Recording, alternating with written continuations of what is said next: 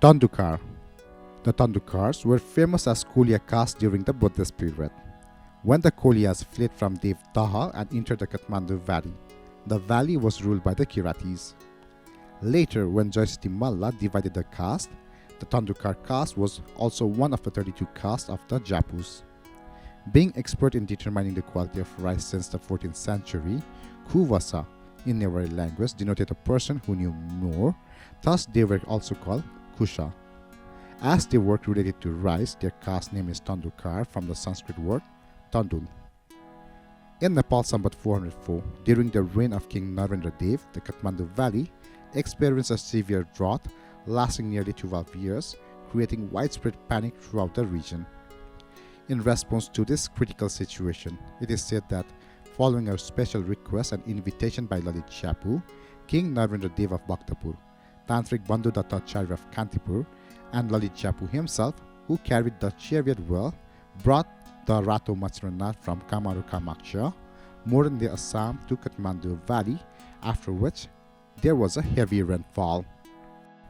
As Lalit Chapu is recognized as the ancestors of the Tandukar caste who brought Rato Matsranath from Assam, the Tandukar of Kumbeshwar in Lalitpur continued to perform the annual Shraddha ceremony in his honor on Krishna Ausi in the month of Assos. The city of Lalitpur is believed to have been named after Lalit Chapu. The materials used by Lalit Chapu during his time, such as the lamp and an idol of his own face, can still be found in stone at Kumbeshwar. The annual Ratharon Jatra of Rato Matsranath, which begins from Pulchok, continues to this day, with the Tandukars of Kumbeshwar being the first to pull the chariot. Every year on Ram Navami, the Tandukars of Kumbeshwar have maintained the tradition of worshipping the Farivata Amura Lord, located in the lower part of Gajura of Swayambhu Chaitya, accompanied by traditional instruments. In the Tandukar community, it was customary in ancient times to accompany the deceased to the cremation ground or ghat with the playing of Kambaja. The mystical sound from this instrument was believed to reach Indra, the king of heaven. 200 to 300 meters before reaching the cremation site or Samsan Ghat, Rag Deepak was played on the Kambaja, which would warm the surrounding.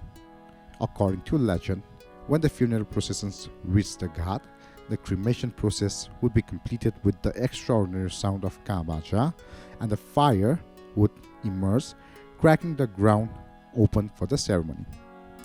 It is said that the Lichavi king granted the exclusive right to play Kambaja to Tandukar caste, marked by reed seal. The Kambaja is a religious instrument traditionally used to start processions during fairs, Jatra and festivals such as Matsiranaths, as well as for other deities. Known as Ranavadya, this instrument was also played in the times of war in the past. In Kirant Limbu culture, it is noted that the Tandukars, who identified with the Kasi Gotra, consider the children of a daughter and son-in-law as the mother-in-law's property, or Pewa, referring to them as Kushal. It is believed that the term Kusha originated from Kushal. Thus, there is a belief that Tandukars may have historical connection to the Kirat caste. According to linguistic genealogy, the Tandukar caste is believed to predate the Lichavi period. During the Malla era, Tandukars were known as Bhanse, those skilled in cooking, who worked in the royal kitchen. Their expertise in preparing dishes was so refined that they would only send food to the king after tasting it themselves. Recognizing their skill, the king praised them as clever people or people of great knowledge, giving them the title Kuwasa, which later evolved into the name Kusa. Tandukars are also renowned for their contributions to the Nepali classical music. Among them, Vasuvir Tandukar, born in the 1890s, is celebrated as the first notable singer. In their effort to preserve Newari tradition culture, civilization and art, the Tandukar caste has been instrumental. They continue to worship their favorite goddesses and perform rituals during various festivals, accompanying these ceremonies with Newari folk tunes, traditional melodies, and other musical expression, fostering a sense of communal celebration and unity. Thank you.